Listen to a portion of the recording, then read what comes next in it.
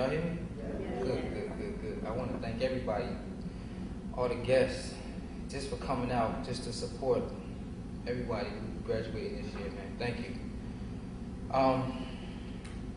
When I was coming here, I was driving, I was rushing, and these motorcyclists, they got in my lane. And I was like, I just was looking at him because I'm intrigued by motorcycles. I'm like, wow, he has a helmet on. Then I started thinking, I'm like, what if he falls, his head protected, but he didn't have no shoulder pads on? I was like, what's going to happen to his shoulders? Then I was like, okay, he might have the shoulder pads, he might have the helmet, he might have the knee pads, but who's going to protect his heart? And then I was like, and then God was like, that's my word. Because there's no protection. Man can't make protection. He can't make no armor. The Roman soldiers didn't have no armor that could protect their hearts. It's only the word of God that can protect our hearts. Now, he gave that to me on the way here. That had nothing to do with what I was going to talk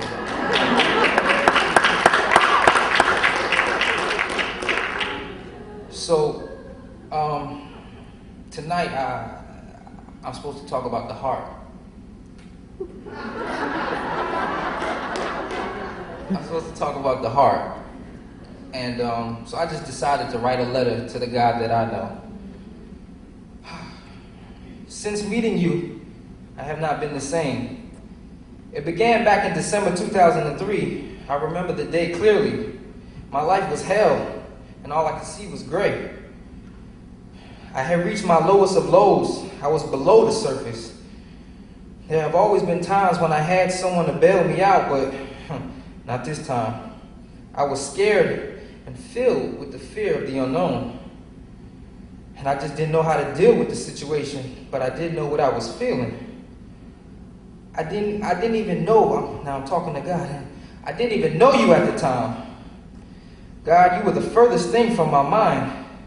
I see now that you have been revealing yourself to me time and time again, but my life was so clouded with its fast transactions and the deafening attractions. I see now that I was the diamond that no fiance wanted to receive. I was bad cut, bad clarity, bad color, and bad weight.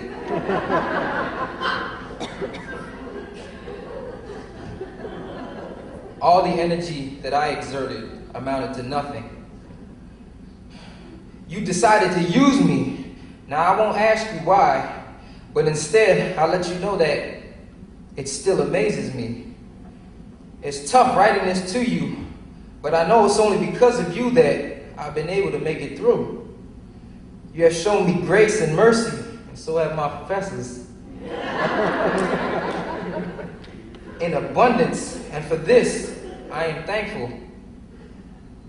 My life was a lie. I knew there had to be more, and daily, you show me that there is.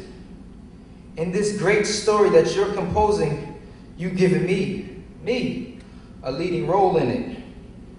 There's no need for Hollywood. The action's right in my house. It's right down the street. It's right around the corner. Now, I remember a time that I would pray. No, I would more so request, or I would demand, expecting instant results. But because of your motto, it's no longer prayer, but it's conversation with my Papa, who listens. Sometimes I'm scared when I get results, even before I ask for them. But that's all right, because I know that I'm yours. You have my heart because you seized it, not by force, but by gentleness and love, compassion and understanding. You've given me reason to trust, for you showed me love before I ever asked for it. You have filled me with yourself. Now I'm able to love when there's none in return. Not because of me, but only because of you. You have been true from day one. I'm so glad your ways are not our ways, or else you and I would have broken up a long time ago. The God of all creation has shared his heart with me. Oh, how I feel so soft inside. I just want to shout and proclaim this to the entire world. The God of all creation, everything visible and invisible, he loves me. and all he wants to do is love you.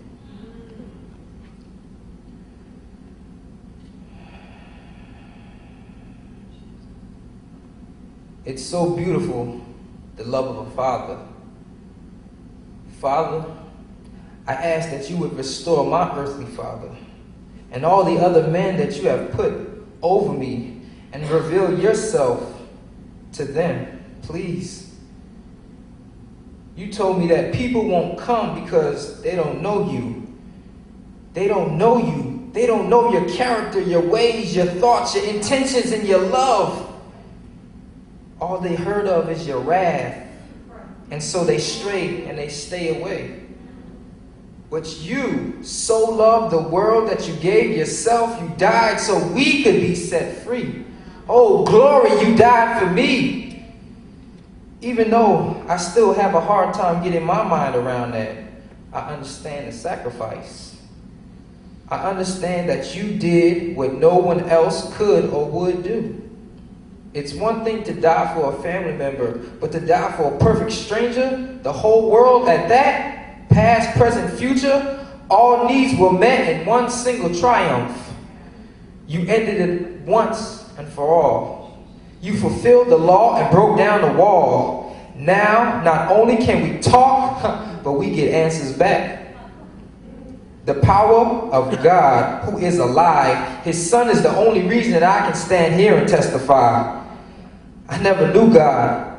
I knew of a few gods, but there was no power, just ritual. There was no love, it was just sensual. I must confess that, yeah, I was a cheater, and my head was a mess, but you changed my heart, and now you've given me the best. I asked for a friend, and you gave it to me. Wasn't what I expected, but I'm pleased as can be. I didn't know that I was ready, but now I know my wife, she will be. You have become my friend because I desire to please you. You have taught me that I can stand up to the devil and face my fears. You gave me your power and your promises. They have been a tower that cannot be destroyed. You are gradually shifting my mind from the temporal to the eternal. This is a paradigm shift that I couldn't do by myself. I give all credit to you. I must thank you for your forgiveness, because without the opportunity at a new start, I would still be in the mud, chasing what was already here. A higher level is what you have called me to, something like the caterpillar transformed into the butterfly. In Thanksgiving, I want to thank you for the restoration of broken relationships in my life. Now, I can communicate with my mother. Now, like never before. Oh, what a joy! My mother, how sweet she is. Her love has been necessary for my growth. Even though I rejected it for so many years, I just didn't know how to accept it or reciprocate it. Thank you for changing the atmosphere in our relationship. With my stepfather, there's so much that I want to change. But I want to thank you for his love and his support in my life. Daddy, it hurts because all I wanted and want even more now is a father. I do. I promise I do. But I gotta thank you for stepping in and picking up the slack. You never forgot me. You have allowed me to walk in the truth and see the error of my ways and the arrogance in my heart, and set me apart to live a life of holiness and purity. I could have never dreamed this life up. So, in my conclusion, once again, I was driving earlier, and God dropped this on me. So I just want to share this with you all, what he dropped on me, if that's all right. So first, we just got to take a few things into consideration. That his son Jesus was a carpenter. God does nothing by accident. God is spirit, and we can understand the spiritual by the physical. His son is a carpenter, was a carpenter. God does nothing by accident. God is spirit, and we can understand the spiritual through the physical. So, his son Jesus, the Jew, was a carpenter. But since God is a God of purpose and has never said oops, we must understand that Jesus wasn't a carpenter just because it was the profession of his father. Because in the Jewish culture, sons did what their fathers did. So carpenters, I was like, well, what do carpenters do? And I came up with, I abbreviated it. Carpenters, they build from scratch, some from what is already there. But first they remove anything and everything that doesn't belong there or will obstruct their purpose. Now, their purpose, they have a purpose. Carpenters have a purpose, but God, he also has a purpose because he's never random. Now God, the Father, is spirit, and he and his son are one. So what Jesus did in the physical, because he was a carpenter, was an implication of the craftsmanship that he is able to complete in the spiritual.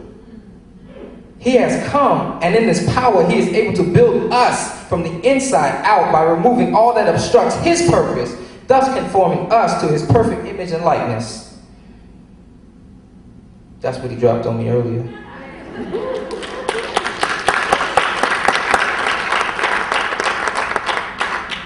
So, somebody said that the greatness of a man's power is in the measure of his surrender.